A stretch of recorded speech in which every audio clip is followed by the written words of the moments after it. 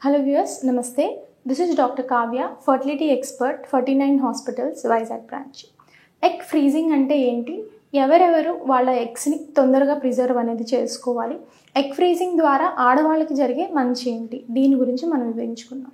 Generally ఇప్పుడు మనం present ఉన్న సినారియోలో ఏంటి అంటే మగవాళ్ళతో పాటు మనం లేడీస్ కూడా ఎక్కువ చదువుకుని ఎక్కువ ప్రోగ్రెస్ అవ్వాలని చెప్పి కోరుకుంటున్నాం అనమాట. There is no age limit for that. Okay, so అట్లాంటప్పుడు ఏమవుతుంది, we are going for late marriages. మనం 35 years అప్పుడు పెళ్లి చేసుకుంటున్నాం, 40 years అప్పుడు పెళ్లి చేసుకున్నాం. It depends upon our wish. Okay, so ఇట్లాంటి కండిషన్లో ఏంటి అంటే లేట్ మ్యారేజెస్ చేసుకున్నప్పుడు మనం కోల్పోయేది ప్రెగ్నెన్సీ వచ్చే అవకాశం. ఏజ్ పెరిగే కొద్దీ ఎగ్ నెంబర్ అనేది తగ్గిపోవడం అనేది సహజం. అంటే ఎప్పుడైతే ఎగ్ నెంబర్ తగ్గిపోతుందో మనం సెటిల్ అయిన తర్వాత ప్రెగ్నెన్సీ ప్లాన్ చేసుకుంటున్నప్పుడు లేట్ అవుతుంది, ప్రెగ్నెన్సీ వచ్చే అవకాశం అనేది ఉంటుందన్నమాట.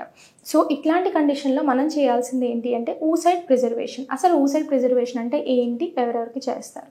లేట్ మ్యారేజెస్, ఎడ్యుకేషన్గా మనం ప్రెగ్నెన్సీని పోస్ట్పోన్ చేసుకోవాలనుకుంటున్నాము, లేదు మనకి ఇప్పుడప్పుడే ప్రెగ్నెన్సీ ప్లాన్ చేసుకునే ఉద్దేశం లేదు, you are married couple and you don't want to plan for pregnancy. So ఇట్లాంటి కపుల్స్కి మనం ఏం చేస్తాము అంటే పీరియడ్ అయిన తర్వాత వాళ్ళు వచ్చినట్లయితే వాళ్ళ ఎగ్ రిజర్వ్ని చూసుకుని, సో మనం ఎగ్ పెరగడానికి మెడిసిన్స్ ఇచ్చి ఎగ్స్ని బయటకు తీసి వాటిని మాత్రమే ఫ్రీజ్ చేయడం అనేది జరుగుతుందన్నమాట. దాన్ని ఊసైడ్ ప్రిజర్వేషన్ అనేది అంటారు. So if a married couple, పెళ్ళైన దంపతులు కూడా వాళ్ళ బేబీని లేటుగా ప్లాన్ చేసుకోవాలనుకుంటున్నట్లయితే మనం ఇదే పద్ధతిలో ఎగ్ బయటకు తీసి స్పర్మ్ ఎగ్ రెండు జత చేసి బేబీ అనేది ఏదైతే ఫామ్ అవుతుందో వాటిని ఫ్రీజ్ చేస్తాం. దీన్ని ఎంబ్రియో ఫ్రీజింగ్ అంటారనమాట. సో ఇట్లాంటివి చేసుకునేటప్పుడు పేషెంట్స్కి వచ్చే క్వశ్చన్స్, మేడం ఎన్ని సంవత్సరాలు మనం ఎగ్స్ ఫ్రీజ్ చేసుకోవచ్చు, ఎన్ని సంవత్సరాలు ఎంబ్రియో ఫ్రీజ్ చేసుకోవచ్చు అని. ఎప్పుడైనా సరే egg freezing, embryo freezing it is done and freezing procedures. ఆ ఫ్రీజింగ్ ప్రొసీజర్లో మీ ఎంబ్రియోస్ని, మీ ఎగ్స్ని మేము 196 degrees సెంటిగ్రేడ్ -196 degrees సెంటిగ్రేడ్ దగ్గర ఫ్రీజ్ చేస్తాం. అంటే అంత కోల్డ్ కండిషన్లో వాటిని మేము భద్రపరుస్తాం. అట్లాంటి భద్రపరిచిన ఎంబ్రియోస్ కానీ అలాగే భద్రపరిచిన oocytes కానీ మనం ఎప్పుడు కావాలంటే అప్పుడు ఫర్దర్గా యూజ్ చేసుకోవచ్చు. You can use it in 10 years or you can use it in 20 years also. Okay, there is no time limit. Okay, ఎప్పుడైనా యూజ్ చేసుకోవచ్చు. సో మీరు జనరల్లీ 2 to 3 years తర్వాత ప్లాన్ చేసుకుంటారు, లేదు 10 years తర్వాత ప్లాన్ చేసుకుంటారు. మన ఎంబ్రియోస్ని ప్రిజర్వ్ చేసుకోవడంలో, ఊసైడ్ ప్రిజర్వ్ చేసుకోవడంలో మనం క్వాలిటీ ఆఫ్ ద ఎగ్ని కూడా ప్రిజర్వ్ చేసుకున్నట్టు. అంటే ఏంటి మేడం, మీరు ప్రెగ్నెన్సీ 35 years తర్వాత ప్లాన్ చేసుకోవాలనుకుంటున్నారు, నవ్ యు ఆర్ 29 years.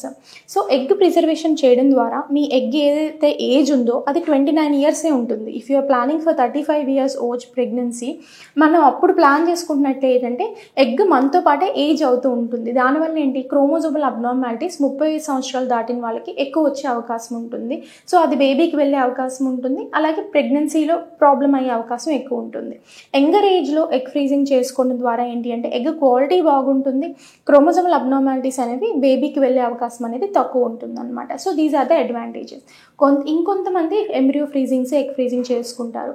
అంటే క్యాన్సర్ ట్రీట్మెంట్ తీసుకున్న వాళ్ళకి జనరల్లీ అవగాహన అనేది ఉండదు. Nowadays cancers are very frequent. Even చిన్న వయసులో కూడా క్యాన్సర్స్ అనేది వస్తున్నాయి అనమాట. లేడీస్కి వస్తున్నాయి, జెంట్స్కి వస్తున్నాయి. ఈ పర్టికులర్ పేషెంట్స్ ఏంటంటే ఎగ్ ఫ్రీజింగ్ చేసుకోవచ్చు, లేదు మగవాళ్ళలో అయితే సెమెన్ ఫ్రీజింగ్ అని కూడా ఉంటుంది. అంటే వీర్యకణాలను కూడా భద్రపరిచే ఆపర్చునిటీ ఉంటుంది. ఆ వీర్యకణాలను కూడా మనం ఎప్పుడు కావాలన్నా సరే వాడుకోవచ్చు అనమాట. సో క్యాన్సర్ ట్రీట్మెంట్ తీసుకుంటున్నా, డిలేడ్ ప్రెగ్నెన్సీ ప్లాన్ చేస్తున్నా, లేట్గా మ్యారేజెస్ చేసుకున్నా, లేదు కొంతమందికి సర్జికల్గా ఎగ్స్ ఓవరీస్ రిమూవ్ చేయాల్సి ఉంటుంది అనమాట. అంటే బైలెటరల్ ఎండోమెట్రియాటిక్ సిస్ట్స్ ఉంటాయి, వాళ్ళకి విపరీతమైన నొప్పి ఉంటుంది.